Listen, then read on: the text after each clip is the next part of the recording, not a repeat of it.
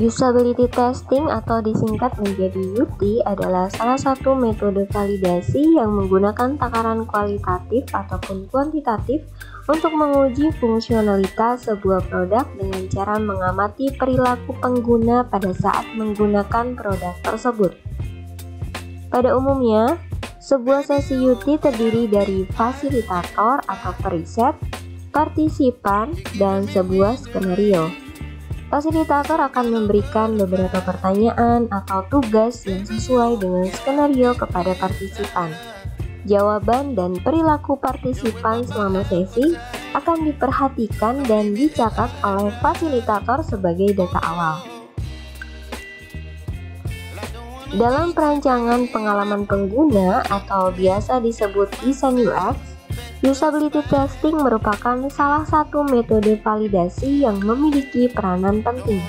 Tidak hanya periset yang mestinya menguasai skill usability test, melainkan justru desainerlah yang lebih membutuhkannya.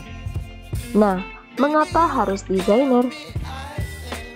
Sebenarnya nggak harus periset atau desainer, product manager, lead, atau bahkan tim bisnis juga bisa dan butuh melakukan metode validasi ini.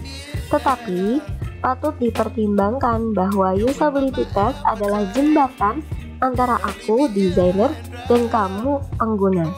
Ia dapat menjadi cara konkret yang dapat dilakukan desainer untuk lebih mengenal penggunanya.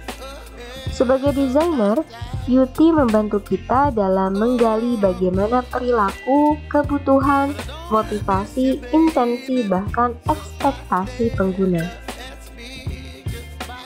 Usability testing tidak semudah itu, Ferguson. Iya, langkah validasi ini memang sangat penting, tapi kenyataan berkata lain. Ternyata susah ya mencari pengguna yang tepat.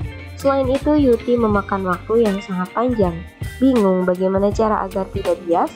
Banyak sekali tenaga yang dicurahkan, tapi hasilnya hampir selalu tidak bisa memuaskan berbagai pemangku kepentingan seperti product manager, product owner, atau rekan kerja dan dari divisi lain. Jadi harus bagaimana nih? Ada beberapa metode dan tips agar UT kamu menjadi lebih valid dan mendapatkan buy-in dari para stakeholder. Nah, beberapa metode yang bisa kamu pilih. Usability test nggak harus selalu bertemu langsung dengan partisipannya. Ada banyak metode untuk menjembatani pertemuan kita dengan partisipan UT. Salah satunya adalah dengan cara interview melalui telepon. Gambar berikut adalah rangkuman dari beberapa metode yang bisa kita pilih dalam melakukan UT. Tapi ingat, sebelum menentukan metode apa yang akan kita gunakan, akan lebih baik jika kita memahami terlebih dahulu tujuan yang ingin dicapai dalam proses validasinya. Moderate atau unmoderate. Moderate adalah jenis UT yang membutuhkan moderasi langsung antara fasilitator dengan partisipannya. Dalam sesi moderate UT, fasilitator dan partisipan dapat berkomunikasi dua arah secara langsung. Fasilitator pun dapat pertanyaan pada saat sesi berlangsung. Sementara unmoderate UT adalah jenis UT yang dilakukan tanpa moderasi langsung dari fasilitator. Partisipan melakukan aktivitas yang diminta oleh fasilitator secara mandiri. Fasilitator baru dapat mengajukan pertanyaan setelah tes diselesaikan oleh partisipan. Kita bisa menggunakan moderate UT jika tujuan validasinya adalah untuk mengetahui why-nya atau latar belakang perilaku pengguna. Sementara unmoderate UT biasanya digunakan untuk mengetahui pola perilaku pengguna dalam sebuah fitur atau aplikasi atau halaman. Remote atau in-person. Remote UT adalah sesi UT jarak jauh yang dilakukan menggunakan media internet atau telepon. Sementara in-person adalah sesi UT yang dilakukan dengan cara bertemu langsung antara fasilitator dan partisipan. Kedua jenis UT ini memiliki kelebihan dan kekurangan.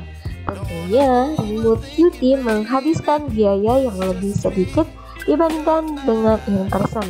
Tetapi yang menarik dari metode in person adalah kita bisa mengamati secara langsung gerak-gerik, ekspresi, dan reaksi partisipan pada saat sesi UT. Nah, meskipun peranannya sangat penting, proses validasi dengan menggunakan usability testing memang tidak semudah itu, tapi kita bisa memilih metodenya berdasarkan kemampuan dan tujuan kita, dan ternyata banyak sekali manfaatnya.